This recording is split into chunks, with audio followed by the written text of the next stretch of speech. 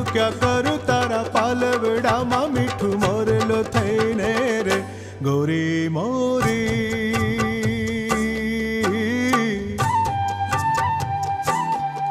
રૂડા મન ગમતા માંડવડા